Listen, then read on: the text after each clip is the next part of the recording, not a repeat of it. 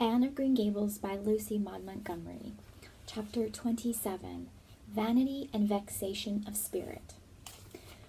Marilla, walking home one late April evening from an aid meeting, realized that the winter was over, and gone with the thrill of delight that spring never fails to bring to the oldest and saddest, as well as to the youngest and merriest. Marilla was not given to subjective analysis of her thoughts and feelings. She probably imagined that she was thinking about the aides and their missionary box and the new carpet for the vestry room.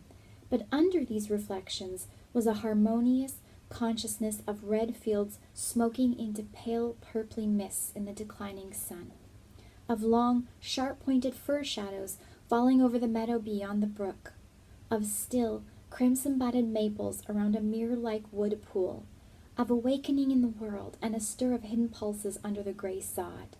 The spring was abroad in the land, and Marilla's sober middle-aged step was lighter and swifter because of its deep, primal gladness. Her eyes dwelt affectionately on Green Gables, peering through its network of trees and reflecting the sunlight back from its windows in several little crustaceans of glory. Marilla, as she picked her steps along the damp lane, thought that it was really a satisfaction to know that she was going home to a briskly snapping wood fire and a table nicely spread for tea, instead of to the cold comfort of old aid meeting evenings before Anne had come to Green Gables. Consequently, when Marilla entered her kitchen and found the fire black out, with no sign of Anne anywhere, she felt justly disappointed and irritated. She had told Anne to be sure and have tea ready at 5 o'clock. But now she must hurry to take off her second-best dress and prepare the meal herself against Matthew's return from plowing. "I'll settle Miss Anne when she comes home," said Marilla grimly, as she shaved up kindlings with a carving knife and with more vim than was strictly necessary. Matthew had come in and was waiting patiently for his tea in his corner. "She's gadding off somewhere with Diana, writing stories or practicing dialogues or some such tomfoolery, and never thinking once about the time or her duties. She just got to be pulled up short and sudden on this sort of thing. I don't care if Mrs. Allan does say she's the brightest and sweetest child she ever knew. She may be bright and sweet enough, but her head is full of nonsense, and there's never any knowing what shape it'll break out in next. Just as soon as she grows out of one freak, she takes up with another. But there, here I am saying the very thing I was so riled with Rachel Lynde for saying at the aid today.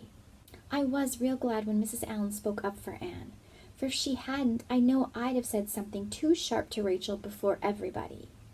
Anne's got plenty of faults, goodness knows, and far be it from me to deny it. But I'm bringing her up and not Rachel Lynde, who'd pick faults in the angel Gabriel himself if he lived in Avonlea. Just the same, Anne has no business to leave the house like this when I told her she was to stay home this afternoon and look after things. I must say, with all her faults, I never found her disobedient or untrustworthy before, and I'm real sorry to find her so now." "Well now, I don't know," said Matthew, who, being patient and wise, and, above all, hungry, had deemed it best to let Marilla talk her wrath out unhindered, having learned by experience that she got through with whatever work was on hand much quicker if not delayed by untimely argument. "Perhaps you're judging her too hasty, Marilla. Don't call her untrustworthy until you're sure she has disobeyed you. Maybe it can all be explained. Anne's a great hand at explaining." "She's not here when I told her to stay," retorted Marilla. "I reckon she'll find it hard to explain that to my satisfaction. Of course I knew you'd take her part, Matthew, but I'm bringing her up, not you." It was dark when supper was ready, and still no sign of Anne. Coming hurriedly over the log bridge or up Lover's Lane, breathless and repentant with a sense of neglected duties, Marilla washed and put away the dishes grimly. Then, wanting a candle to light her way down the cellar, she went up to the east gable for the one that generally stood on Anne's table. Lighting it, she turned around to see Anne herself lying on the bed, face downward among the pillows. "Mercy on us," said astonished Marilla. "Have you been asleep, Anne?" "No," was the muffled reply. "Are you sick, then?" demanded Marilla anxiously, going over to the bed. Anne cowered deeper into her pillows, as if desirous of hiding herself forever from mortal eyes. "No, but please, Marilla, Go away and don't look at me. I'm in the depths of despair, and I don't care who gets head in class or writes the best composition or sings in the Sunday school choir anymore. Little things like that are of no importance now, because I don't suppose I'll ever be able to go anywhere again. My career is closed. Please, Marilla, go away and don't look at me." Did anyone ever hear the like? The mystified Marilla wanted to know. "Anne Shirley, whatever is the matter with you? What have you done? Get right up this minute and tell me. This minute, I say. There now, what is it?" Anne had slid to the floor in despairing obedience. "Look at my hair, Marilla," she whispered. Accordingly, Marilla lifted her candle and looked scrutinizingly at Anne's hair, flowing in heavy masses down her back. It certainly had a very strange appearance. "Anne Shirley, what have you done to your hair? Why, it's green!" Green it might be called, if it were any earthly color, a queer, dull, bronzy green with streaks here and there of the original red to heighten the ghastly effect. Never in all her life had Marilla seen anything so grotesque as Anne's hair at that moment. "Yes, it's green," moaned Anne. "I thought nothing could be as bad as red hair, but now I know it's 10 times worse to have green hair. Oh, Marilla, you little know how utterly wretched I am." "I little know how you got into this fix, but I mean to find out," said Marilla. "Come right down to the kitchen, it's too cold up here, and tell me just what you've done. I've been expecting something queer for some time. You haven't got into any scrape for over 2 months, and I was sure another one was due. Now then, what did you do to your hair?" "I dyed it." "Dyed it? Dyed your hair? Anne Shirley, didn't you know it was a wicked thing to do?" "Yes, I knew it was a little wicked," admitted Anne, "but I thought it was worthwhile to be a little wicked to get rid of red hair. I counted the cost, Marilla. Besides, I meant to be extra good in other ways to make up for it." "Well," said Marilla sarcastically, "if I'd decided it was worthwhile to dye my hair, I'd have dyed it a decent color at least. I wouldn't have dyed it green."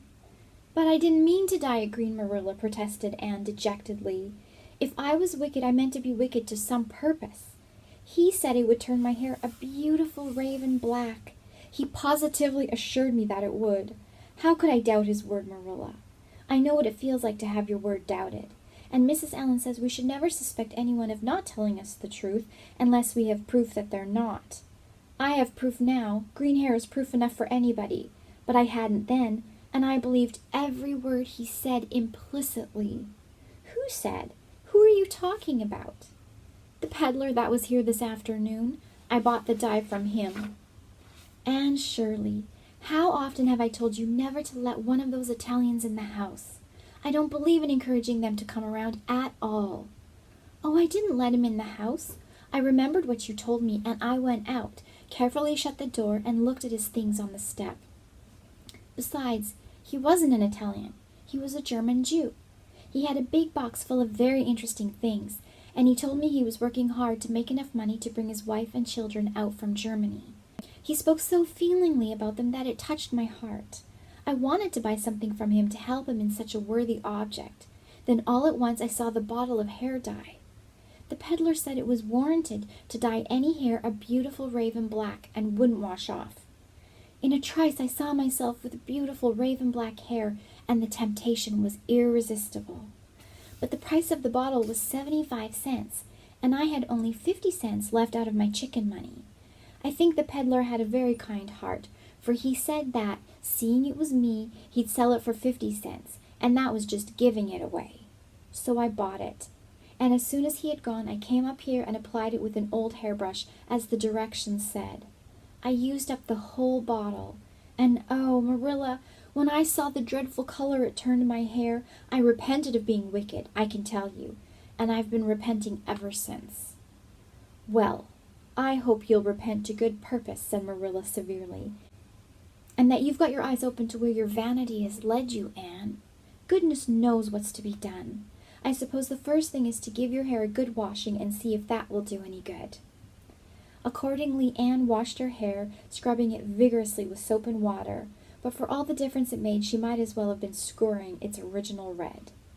The peddler had certainly spoken the truth when he declared that the dye wouldn't wash off, However, his veracity might be impeached in other respects. "Oh, Marilla, what shall I do?" questioned Anne in tears. "I can never live this down. People have pretty well forgotten my other mistakes, the liniment cake and setting Diana drunk and flying into a temper with Mrs. Lynde. But they'll never forget this. They will think I'm not respectable. Oh, Marilla, what a tangled web we weave when first we practice to deceive." That is poetry, but it is true. And oh, how Josie Pye will laugh. Marilla, I cannot face Josie Pye. I am the unhappiest girl in Prince Edward Island. Anne's unhappiness continued for a week. During that time, she went nowhere and shampooed her hair every day. Diana alone of outsiders knew the fatal secret, but she promised solemnly never to tell, and it may be stated here and now that she kept her word. At the end of the week, Marilla said decidedly, "It's no use, Anne. That is fast dye if ever there was any. Your hair must be cut off. There is no other way. You can't go out with it looking like that." Anne's lips quivered, but she realized the bitter truth of Marilla's remarks. With a dismal sigh, she went for the scissors. "Please cut it off at once, Marilla, and have it over. Oh, I feel that my heart is broken. This is such an unromantic affliction. The girls in books lose their hair in fevers or sell it to get money for some good deed, and I'm sure I wouldn't mind losing my hair in some such fashion half so much. But there is nothing comforting in having your hair cut off because you've dyed it a dreadful color, is there? I'm going to weep all the time you're cutting it off, if it won't interfere. It seems such a tragic thing." Anne wept then, but later on, when she went upstairs and looked in the glass, she was calm with despair. Marilla had done her work thoroughly, and it had been necessary to shingle the hair as closely as possible. The result was not becoming, to state the case as mildly as may be. Anne promptly turned her glass to the wall. "I'll never look at myself again until my hair grows," she exclaimed passionately. Then she suddenly righted the glass. "Yes, I will, too. I'll do penance for being wicked that way. I'll look at myself every time I come to my room and see how ugly I am, and I won't try to imagine it away either. I never thought I was vain about my hair, of all things, but now I know I was, in spite of its being red, because it was so long and thick and curly. I expect something will happen to my nose next." Anne's clipped head made a sensation in school on the following Monday, but to her relief, nobody guessed the real reason for it, not even Josie Pye, who, however, did not fail to inform Anne that she looked like a perfect scarecrow. "I didn't say anything when Josie said that to me," Anne confided that evening to Marilla, who was lying on the sofa after one of her headaches, "because I thought it was part of my punishment and I ought to bear it patiently. It's hard to be told you look like a scarecrow, and I wanted to say something back, but I didn't. I just swept her one scornful look, and then I forgave her. It makes you feel very virtuous when you forgive people, doesn't it? I mean to devote all my energies to being good after this, and I shall never try to be beautiful again. Of course, it's better to be good. I know it is, but it's sometimes so hard to believe a thing even when you know it. I do really want to be good, Marilla, like you and Mrs. Allen and Miss Stacy, and grow up to be a credit to you. Diana says when my hair begins to grow, to tie a black velvet ribbon around my head with a bow at one side. She says she thinks it will be very becoming. I will call it a snood. That sounds so romantic. But am I talking too much, Marilla? Does it hurt your head? My head is better now. It was terrible bad this afternoon, though. These headaches of mine are getting worse and worse. I'll have to see a doctor about them. As for your chatter, I don't know that I mind it. I've gotten so used to it. Which was Marilla's way of saying that she liked to hear it.